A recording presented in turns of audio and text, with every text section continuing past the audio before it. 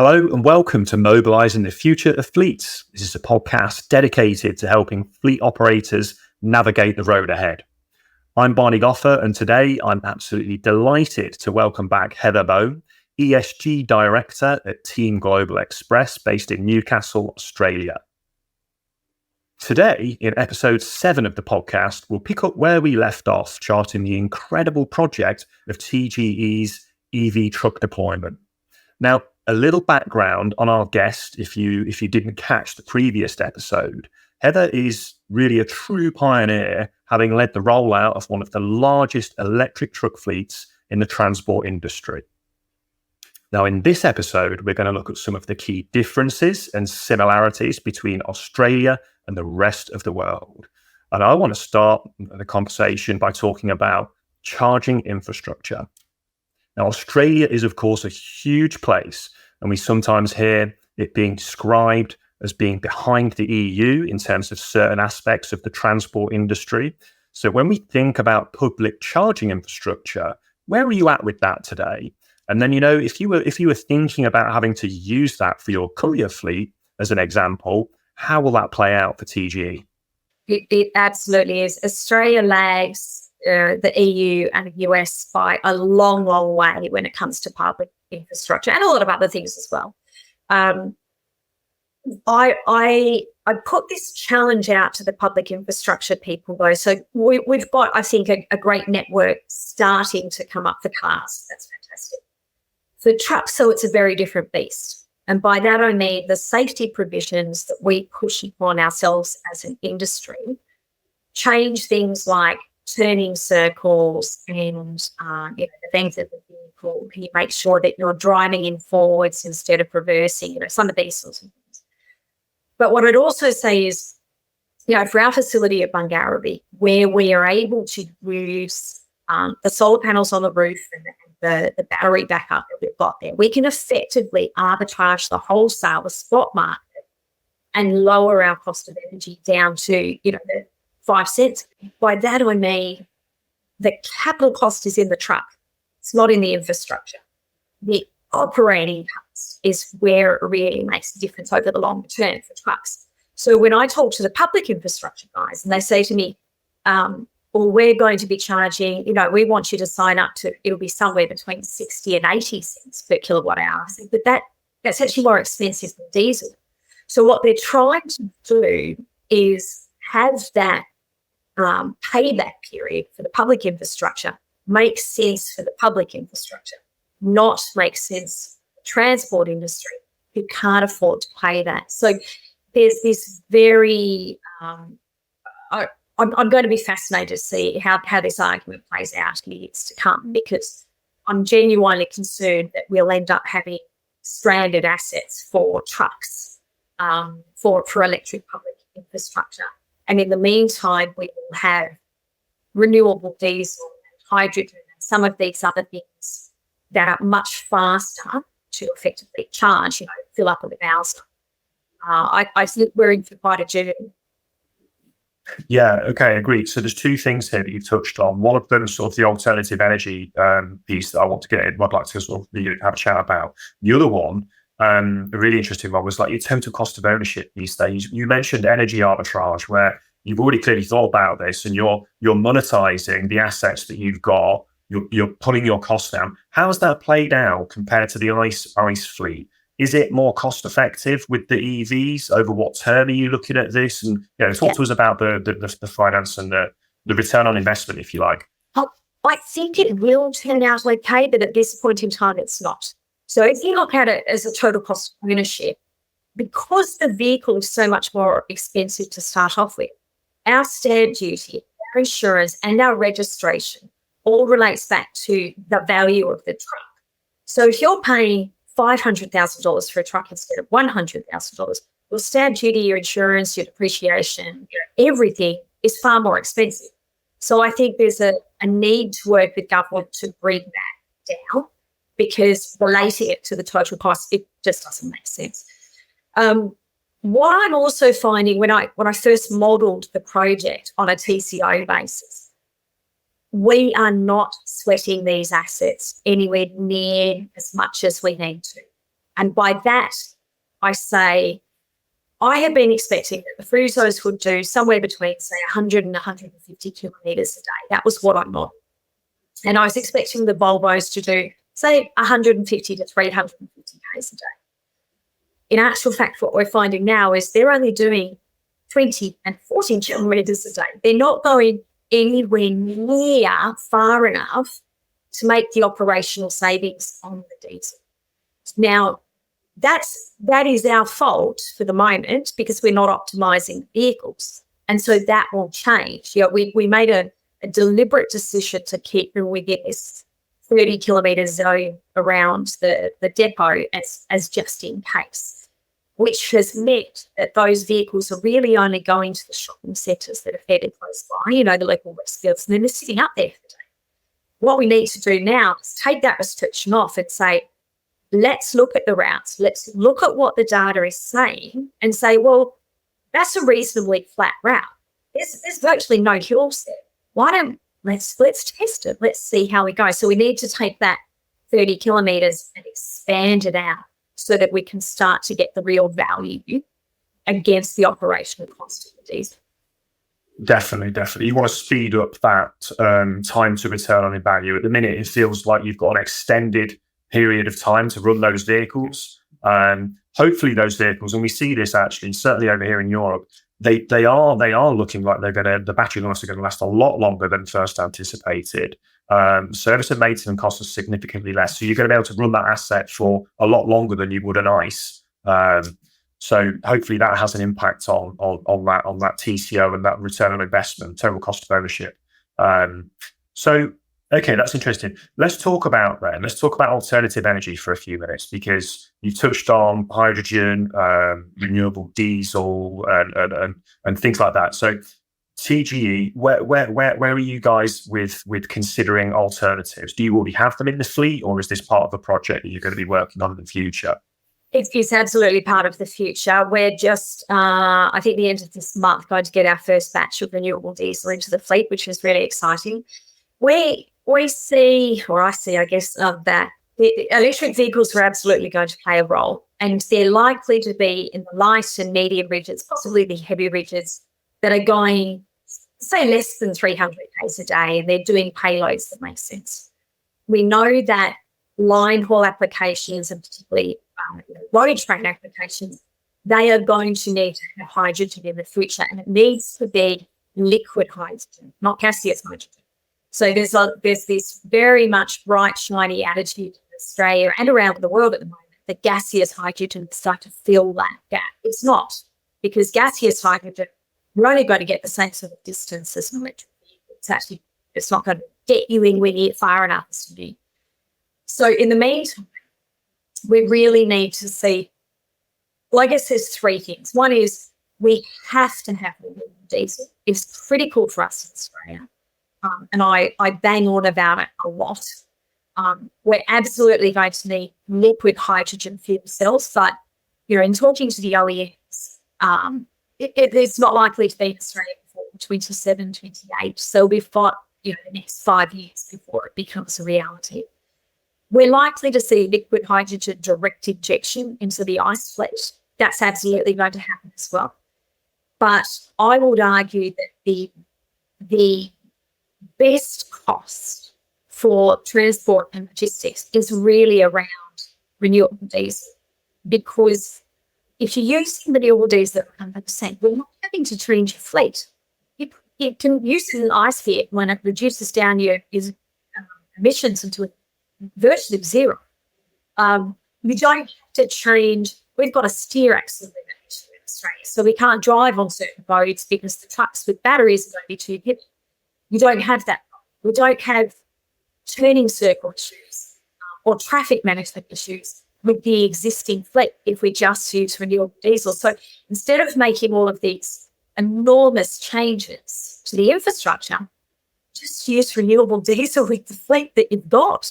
So I get very frustrated when people talk, there's only going to be EVs and hydrogen. I genuinely don't think that's going to be the case. I think we will have renewable diesel for a long time to come. Yeah, definitely. I mean, we see a very much a blended future in terms of energy options for operators. Is that the sentiment from the rest of the industry in Australia as well? Is that the general consensus? And It is. I think until sort of more recently, we just haven't been loud enough.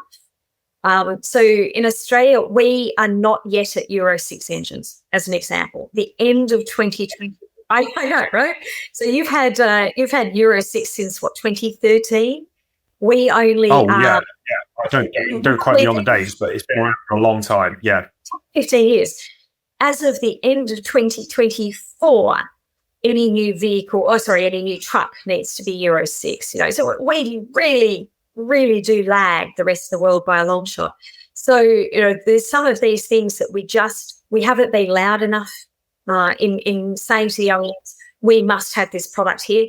The same goes for renewable diesel and a number of these things, because, of course, in Europe, you get double counting for your carbon under your renewable energy directive when you're using certain methodologies. We don't have a carbon tax, so there's no way to actually enforce that. There's no way for us to pass that on to the consumer.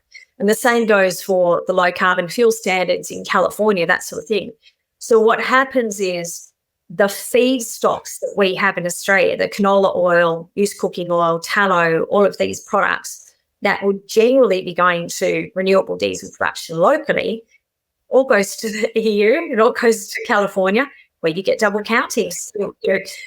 It's only going to be, I think, in the next year or two that we will see a substantial change in Australia to say, no, we want these feedstocks here and we want them blended here. We don't want them going offshore. We need the capacity in Australia to manufacture the fuels. yeah, definitely. So it feels like we're drifting into policy here almost as well. So let's briefly touch on that. What does Australian government need to do in terms of shaping policy to increase adoption, whether that's through incentives or just literally what you've just described to me there, in terms of changing the way that things work, in terms of where you're selling your resources, to drive forward decarbonisation of fleets?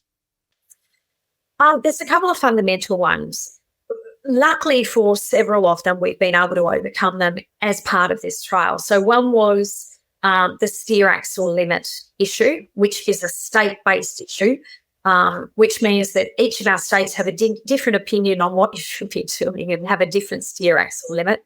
So we've been able to overcome that in most of the states, bar Northern Territory and Western Australia, but it will come. The reason for that is Australia has bituminous product that is called spray seal. It's very thin, and so the steer axles tend to dig in. So that's an issue. 90% of our roads are spray seal.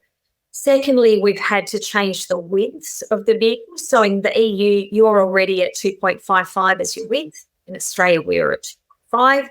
So we've had to overcome that through an Australian design rule and ADR upgrade. So there's a couple of those policy things that we have had to overcome in order to even get this project off the ground. Yeah. But I would actually say there's a really, let me call it a fundamental conflict of interest in Australia. And I don't know whether it's the same in the EU.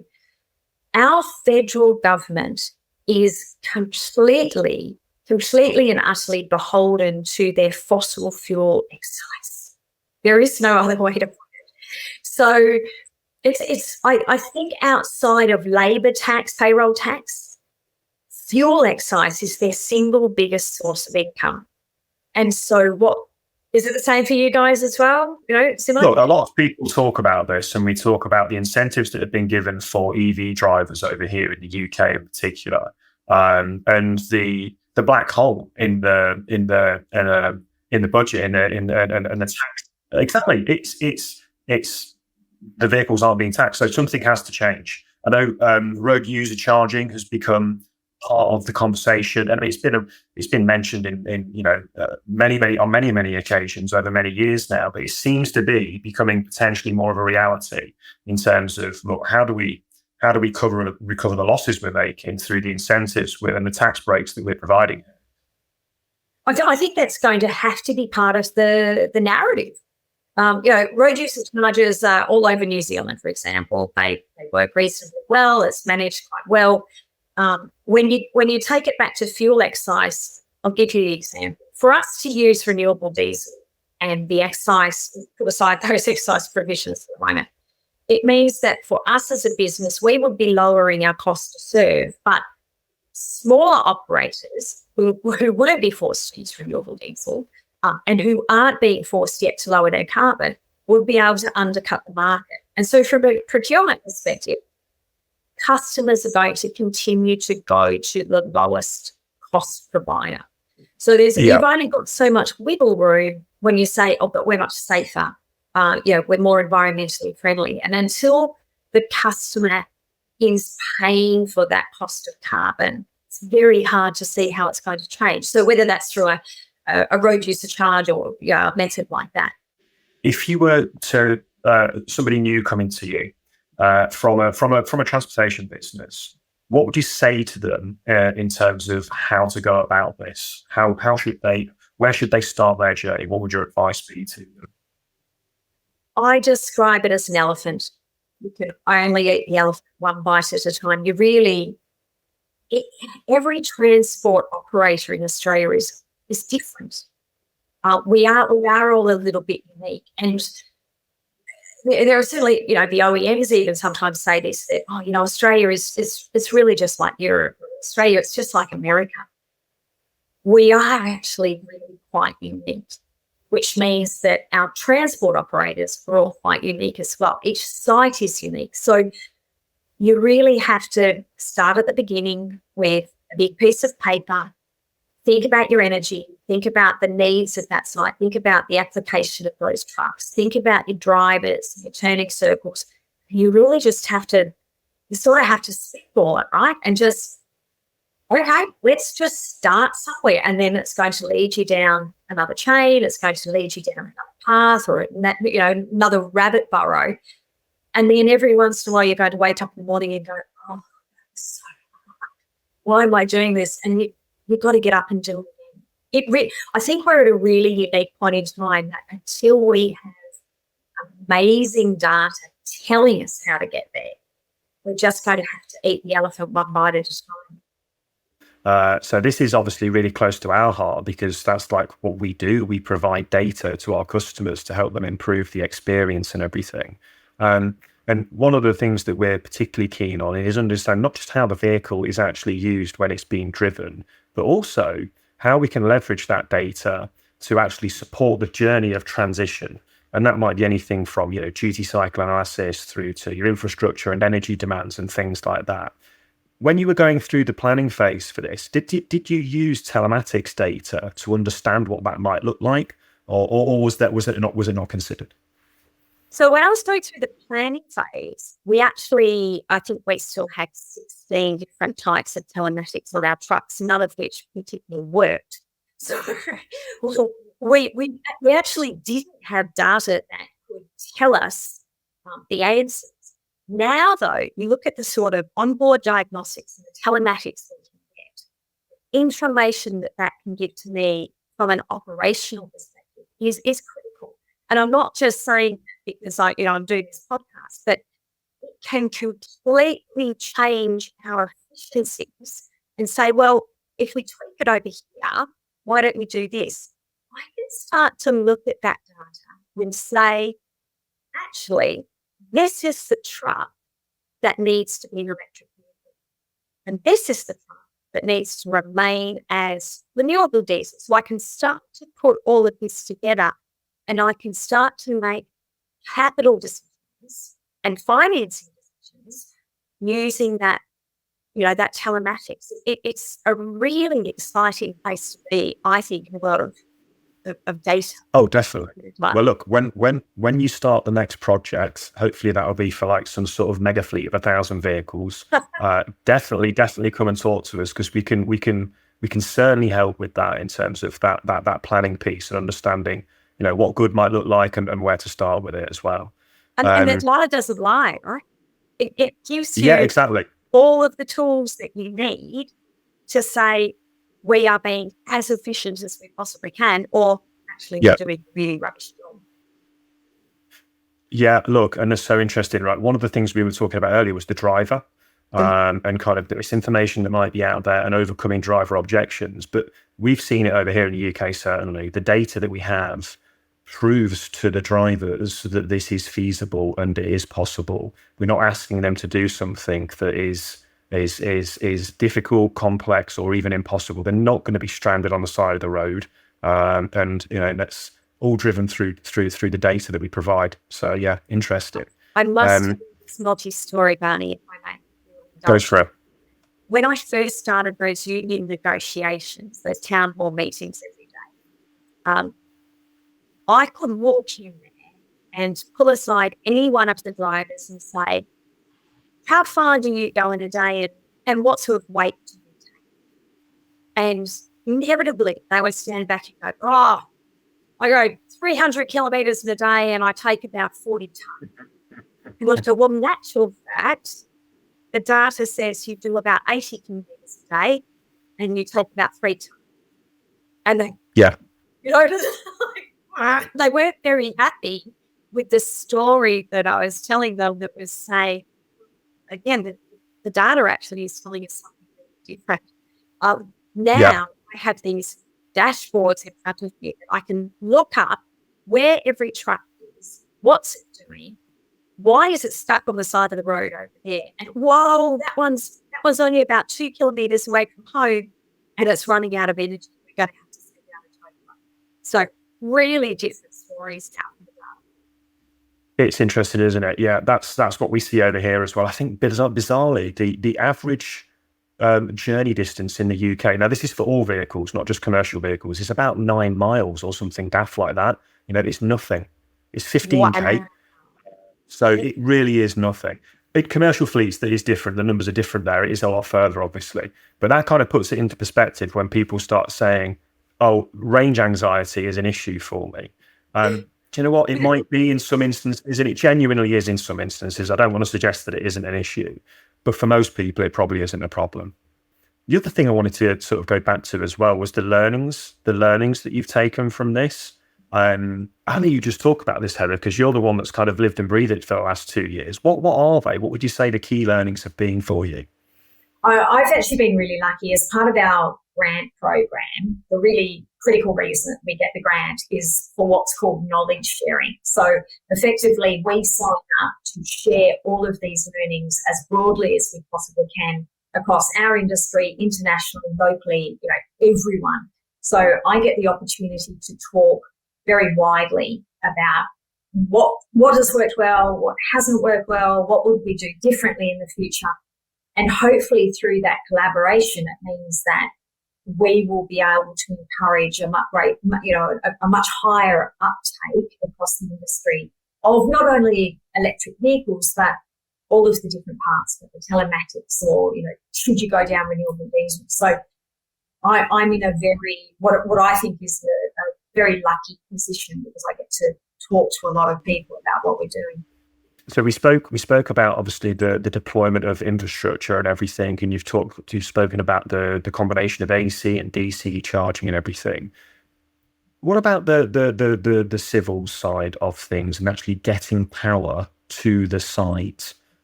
Where were you challenged there? Well, were you, or was it not an issue? That was actually a really fundamental challenge for the whole project, to be honest. We were, again, very lucky, I think, that we had spare installed capacity at that site. So we already had high voltage lines coming in that weren't being used. If we had to bring in more HV lines or put a new substation, something like that, there is absolutely no way we could have done the project in the time frame that we needed to do. I say that because the grant program works in such a way that from the day you sign the contract to the day everything is basically completed, commissioned, you have all the trucks, that's an 18-month period. So the project goes for 5 years. The funding goes effectively for 5 years. But the pressure from the grant organisation was that all of that had to be done in the first 18 months. If I had to get more HV lines or substations, the process to do that in Australia... HV lines are... Oh, sorry, high voltage lines. Sorry, Hannah. That's okay. Yeah. So if I've needed to get more high voltage lines in, or put another substation, or increase that load capacity on that site, that would have taken potentially 3 to 5 years. And the cost would have been, incredibly hard. As it was, we had the spare capacity. But even so, pulling the cables through from the main switchboards took about 3 weeks in time. I had to keep shutting down operations in order to pull through the cables. And, you look up at the roof line now, and there's these enormous red cables all the way through the facility.